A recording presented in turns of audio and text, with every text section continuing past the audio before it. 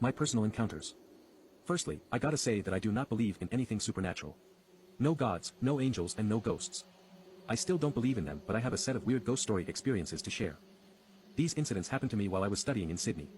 I was staying in a rented house with a few other people. The house was actually along the main road, but anyone who has stayed in Sydney for any period of time will understand that for all their Sydney equals NYC of us bullshit, the place is dead after 8-9 p.m. Street lighting reminds you of Malaysia.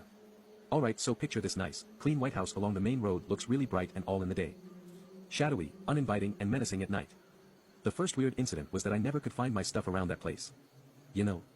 Staplers, markers, penknife, documents, book stuff you remembered pretty darn clearly you put at location X and WTF. They're at location Y when you try to look for M. I never had this problem my entire life. I'm known for having a pretty decent memory, so this just strikes me as odd. But whatever, Getting old, bad memory. Right, so people started moving into the house. The landlord basically lets out up to 6 rooms in that 2-story house, so there could be new people moving in every semester once the old people graduate and leave. So this new HK chick moved in, and you know what it's like in the first few days, you don't really remember faces and stuff, hardly talk to her. One night, I woke up to relieve myself. Didn't bother to turn on the lights, navigated by touch. When I went past the kitchen, I saw a smallish figure in white. It looked like it was clothed in a white nightgown, kneeling down at the fridge, possibly drinking milk or something. Wasn't wearing my glasses at that time, so I couldn't tell. But I thought it was the HK chick, so I said hi as I walked past. No reply. Someone stuck up. Heck, I didn't care. Went to the toilet, relieved myself. The figure was gone when I came out. I went to bed without further incident. So the next couple of days when we warmed up to each other, I said LOL, you're stuck up in the beginning, aren't you? Never did respond to my hellos equals P. She looked puzzled and I started to clarify myself. As it turned out. 1. She didn't remember that late night milk drinking incident. 2. She doesn't drink milk. Lactose intolerant.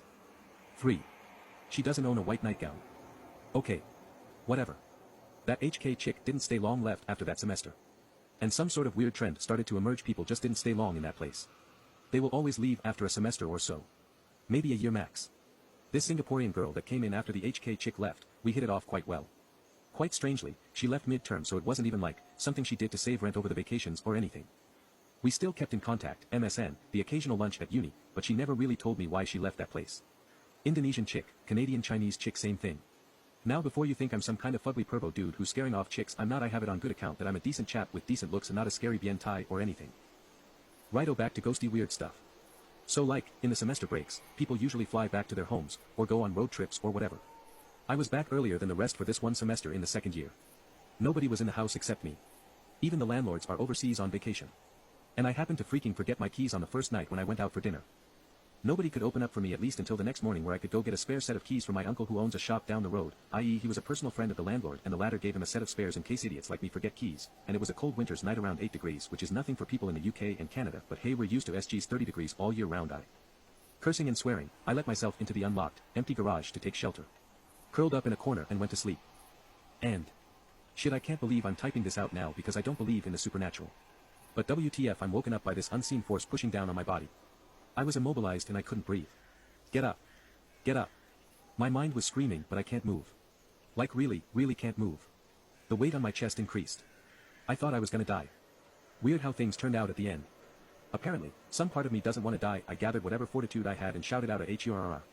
Kinda sounds like a newbie NS recruit bayonet fighting drill shout.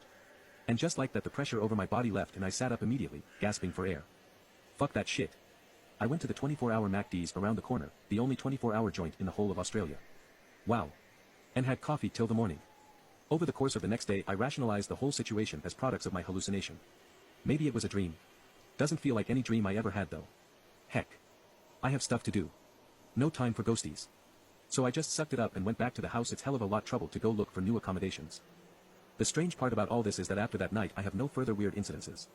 People don't start leaving after a semester. This bunch of HK boys who came in soon after are still there today, finishing up their final semesters. It was like the weird shit was completely exorcised from that place.